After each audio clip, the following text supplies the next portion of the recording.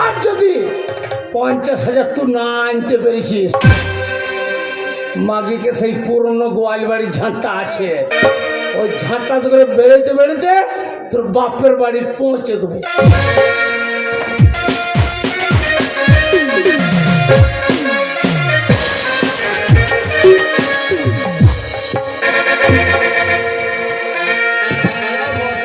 কিছু দেখতে পেয়েছি না তো।